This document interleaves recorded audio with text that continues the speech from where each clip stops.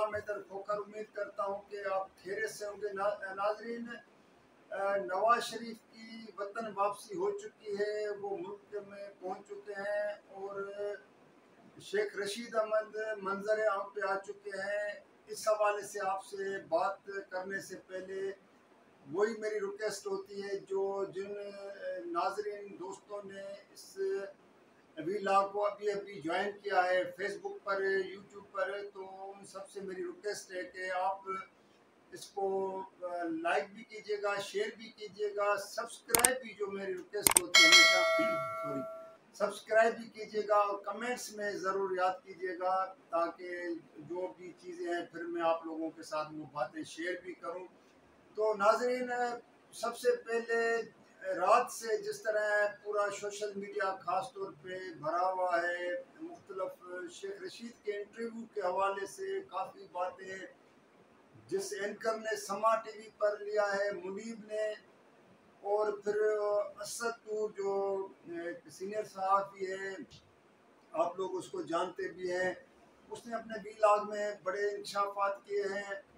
अब मतलब मुख्तलफ लोग अपनी आरा दे रहे हैं। शेख रशीद ने जो कुछ फरमाया, अब वो चीज़ें सब आप लोगों के सामने भी आ चुकी हैं। मैं उस पे तमाम उनके तज्जियों पर और शेख रशीद के इंटरव्यू पे जाने से पहले, जहाँ तक मैंने शेख रशीद को बहुत करीब से देखा है और मैंने उसको सियासत करते हुए, अपोजिशन में रहते हुए, हुकूमत में रहते हुए, मुख्तलिफ वजारतों में, इवन मैंने शेख रशीद के साथ America, India, Belgium, Germany, France, इन मुल्कों के में दौरों पर भी मैं इसके साथ गया हूँ। जनरल परवेज़ मुशर्रफ क्योंकि मुल्क के सदर भी थे और उस वक्त, तो क्योंकि शेख रशीद साथ होते थे तो मुझे भी मौका मिलता था।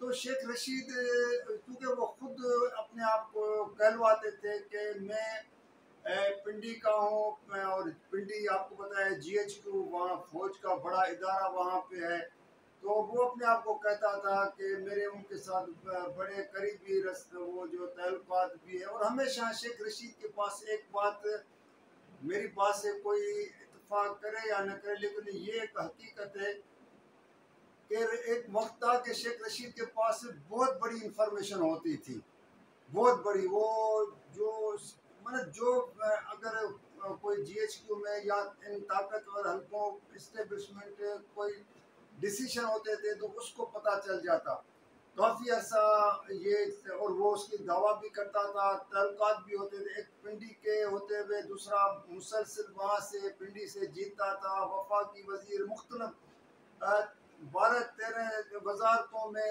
बल्कि उससे ज़्यादा उसका दावा भी है कि वो वजीर रह चुके हैं। तो बात यह है कि शेख रशीद का ये पहला जो इंटरव्यू है नाजरीन, ये शेख रशीद ने कोई अपने जो खुशी से नहीं दिया, ये बात मैं भी कह सकता हूँ, क्योंकि शेख रशीद ने जिस तरह इंटरव्यू में बात कह रहा था और उसकी ज़ुबान जहाँ पे लड़खड़ा रही थी और उसका चेहरा बता रहा था कि वो ये इंटरव्यू अपने दिल पे पत्थर रख करके वो इंटरव्यू दे रहा था, क्योंकि माजी में शेख रशीद से बड़े बड़े एंकर जो है उससे टाइम मांगते थे इंटरव्यू के लिए और उसके पास से चल के आते थे। लेकिन शेख रशीद की एक आदत होती कि वो उन्हीं करीबी दोस्तों एंकर्स को इंटरव्यू देते थे, या कोई जो करीबी दोस्त होते थे तो उनको बुलाते थे, उनके चैनलों पे चले जाते थे। लेकिन अगर किसी से उसकी नहीं बनती थी, मसलन उसकी जियो में हामिद मीर के साथ कभी नहीं बनी, ये खुद हामिद मीर को पता भी है, उसके प्रोग्राम में वो नहीं जाता था। हालांकि हामिद मीर के इतना बड़ा उसका जियो चैनल है, फिर उसका नाम भी है, लेकिन उसके प्रोग्राम में कभी नहीं जाता था, क्योंकि उसके साथ उसका एक ज़हनी हम आगे नहीं होती थी। तो बात यह है कि अब शेख रशीद के बारे में मुख्तलिफ आराएं आ रही हैं क्या, लेकिन शेख रशीद ने उम्र के इस हिस्से में जिस तरह इंटरव्यू दिया है, अब उसको तो मेरे ख्याल में, क्योंकि सियासत का भी एक टाइम होता है, वक्त होता है, उससे ज़्यादा आप कितनी सारी ज़िंदगी सियासत नहीं कर सकते हैं। एक उम्र की हद होती है, पर आप ज़ाहिर है आपको एक चलो ये है कि शेख रशीद ने शादी नहीं की ना, उसका वो कहते हैं ना आगे न पीछे। आगे पीछे का मकसद होता है कि बीवी हो, बच्चे हो, बहन भी है, उसका भतीजा भी है, सब कुछ है, लेकिन ज़ाहिर है बीवी बच्चे नहीं है, उसने ज़िंदगी में शादी नहीं की। वो एक उसका ज़ाती मसला था। लेकिन जो बात हो रही थी कि शेख रशीद को कोई इंटरव्यू अपने उसने खुशी से दिया होगा, तो मैं नहीं समझता हूँ। शेख रशीद को मैंने इंडिया में जनरल परवेज़ मुशर्रफ के साथ जब 2005 में क्रिकेट मैच हो रहा था पाकिस्तान इंडिया का नई दिल्ली में, तो हम साथ थे, अजमेर शरीफ गए थे उसके साथ। फिर अमेरिका में 2003 में जनरल परवेज़ मुशर्रफ जब यूएन असेंबली को जनरल असेंबली को खिताब करने गए थे, तो मैं खुद शाह साथ था, शेख रशीद था। इस तरह जर्मनी, फ्रांस में मुख्तलिफ जो दौरों का मैंने आपको हवाला दिया, तो एक दबंग किस्म का। और जनरल परवेज़ मुशर्रफ उसको बड़ा लाइक करते थे। जितने भी ज़फ़रुल्लाह जमाली की कैबिनेट में मिनिस्टर थे या इवन शौकत अजीज़ की, लेकिन उसमें शेख रशीद हमेशा डोमिनेट एक रहता था। और जनरल परवेज़ मुशर्रफ तो मुझे तो यहाँ तक याद है, वो खुद भी दावा करता था कि उसको सिगार के बड़े बड़े डब्बे जो है और महंगे तरीन वो उसको जो है ना भेज देते थे कि गिफ्ट के तौर पे। तो आज ज़ाहिर है कि शेख रशीद के दिल पे क्या गुजरा होगा, उसके जहन की कैफियत आप भी इंटरव्यू से जान सकते हैं। तो बस ये इतना था। दूसरा ये कि हमारे मुल्क के साबिक वज़ीर अज़म और बड़े इनकलाबी नवाज शरीफ वतन वापस पहुंच चुके हैं। उसने पहले जब ये मैं आपको वीडियो अभी आपसे शेयर कर रहा हूँ, तो इस्लामाबाद पहुंचे, उसके बाद वो लाहौर भी पहुंच गए हैं। और अब वो जलसे जो मीनार पाकिस्तान में जलसा करने जा रहे हैं।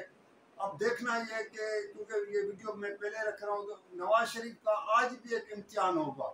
क्योंकि ये बात तो तयशुदा है कि नवाज शरीफ हमेशा इक़्तिदार जब भी आए इक़्तिदार में, तो इस्टेब्लिशमेंट के कंधों पे आया है।